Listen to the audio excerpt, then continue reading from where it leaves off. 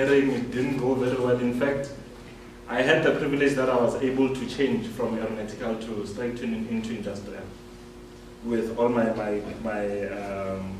credits. So I was very fortunate with that. Industrial, I hit into something very powerful. It has been the essence of my understanding of business today. In industrial engineering, I learned a lot about operations. Operations speaks to anything. If you want to do something efficiently, it is operations. Making sure that you go into the granules of what is making profit and what is not making profit. We have turned that into an engineering practice. So it has given me a very big exposure into business. Right now, I'm in business consulting. I work at Deloitte. I had to learn very fast. I had to learn very fast in terms of how do I pose myself as a professional, and also how do I make sure that I assist my clients in delivering quality service. I'm still in an internship program. I am looking to find a permanent work, but I'm very happy where I am. I've learned very much. So as a professional, I've learned a lot in terms of what makes you a professional is not necessarily your skills or what you have learned from school. It is not that.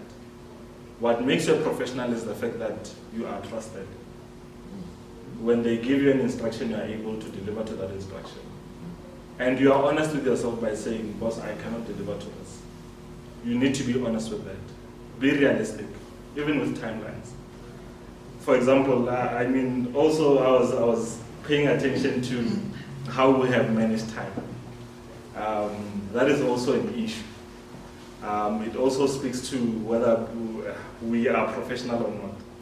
But it is some of the things that we look out for, and also discipline, because as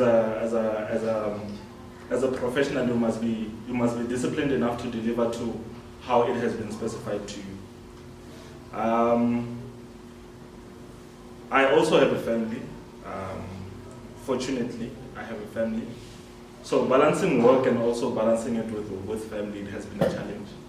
I am a young guy who has a family, well under my 30s. But it has been a blessing as well. I appreciate the opportunity that God has given me. Being able to be a father at a very young age. Because being a father at a very young age gives me an opportunity to retire early. I'm looking forward to that. So I'd like to use this opportunity to expand into business, because I can say that it sort of qualifies me since I've been business consulting. I have learned so much in business, and I continue. Mr. Thomas is a very good friend of mine. We believe in robust conversations. We challenge each other's ideas. We don't take an idea as it is given. We take it, we put it apart before you put it back into that box. And when it is back into that box, we make sure that it's crystal. And we're going to come back to it. We are not done. So, business is a very wonderful gift. Business is a gift that we can give to ourselves as Black people. In contrary, I don't think business you are born with it. You are not born with it. I feel that there is a business person in each one of us. I have taken it as my role and my sole purpose to assist every single person in finding that. Of course, I will not be able to touch on every single person, but I want to increase those numbers. I have had conversations with Mr. Thomas about businesses. I have had conversations with my friend Daniel at the back about businesses. I have had conversations with Utayanda about businesses. I keep on having these conversations because I believe that each one of us have a potential of running a business. Because business is not so different from employment. I also had these conversations with Brajo. That business is a lot like employment. Because with business, you are still delivering to someone. Your boss has an expectation, and you tell your boss that, boss, I will be able to deliver to this. That is exactly what you tell your client. That is exactly what you tell whoever has funded you. Now, with that, I want to clarify the concept of business, or the flow of business. There are three key role players in business. There is a funder, there is an entrepreneur, and there's a businessman. These people are different, and their roles must be seen as that. A funder is someone who funds your business. It may be an investor, it may be a bank. I appreciate Mr. Mamagodo for being here, because now I know what you do, and it's a very interesting task. He is the one who can evaluate whether your business is capable of returning what it has asked for. Because as a funder, we have an obligation to a funder to say, as you have funded me, I will pay you back, but with interest. So as a business person, you have made a promise to that person. Now, there is an entrepreneur. An entrepreneur is a person who finds the funder. He goes to the funder and says, funder, if you give me this money, I will find you people who are going to make this money grow. That is an entrepreneur. There are people we call serial entrepreneurs. They go around planting businesses. That is their job. Steve Jobs was an entrepreneur. We usually, after a business has started, we call an entrepreneur a founder. He is the one who founded the business. Not that he got it from somewhere and put it here. It is just a concept of he made it real. He made people realize it.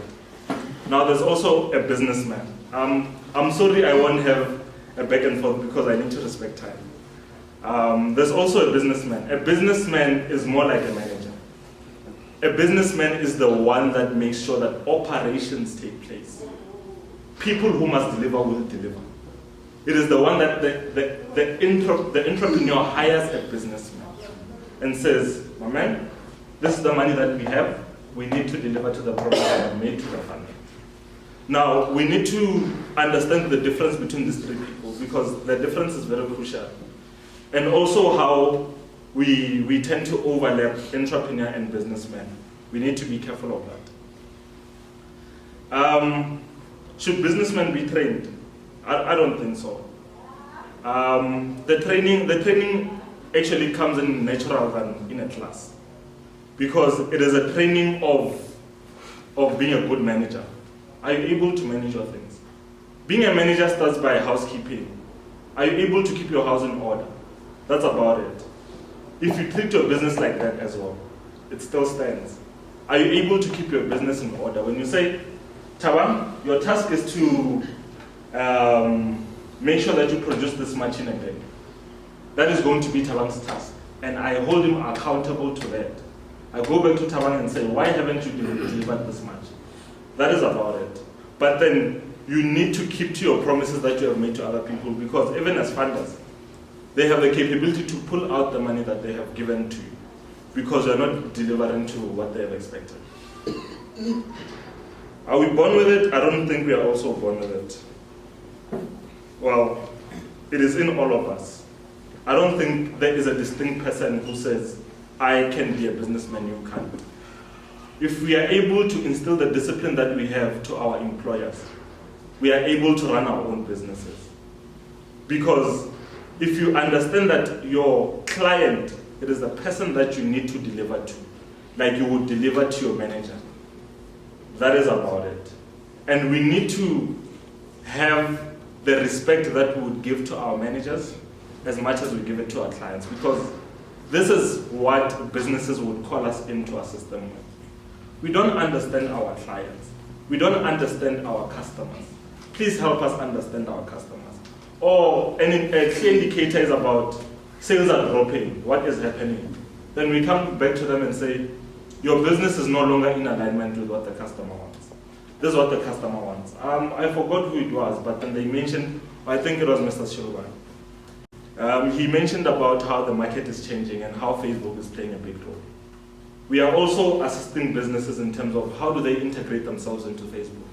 How do they integrate themselves into Instagram? How do they, because those things are markets that are existing, but then you are talking to a company that has been existing for 100 years. How does that company make sure that its systems are speaking to that? And speaking of systems, he also spoke about systems. Systems is about a structure of work. It's not so complicated. if you have a structure of work of how do I collect information and make it meaningful to my business, then that is also important. Because if you have a structure of work of saying, how do I contact the people that are on Facebook and tell them about my business, and also take the information that they have and use it to adapt my business to what they want, it is also important. So in closing, I'd like to touch a few points on entrepreneurship and the details that you spoke about networking. Now, networking has roles. That is what I've learned in my year at work.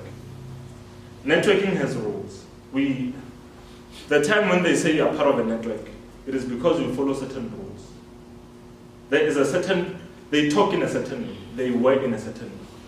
And unfortunately, those are the things we learn when they call us professionals. The fact that I wear a shirt, it is not because I like a shirt. It is because when I enter a boardroom with a shirt, then they get to think that I'm in the same network.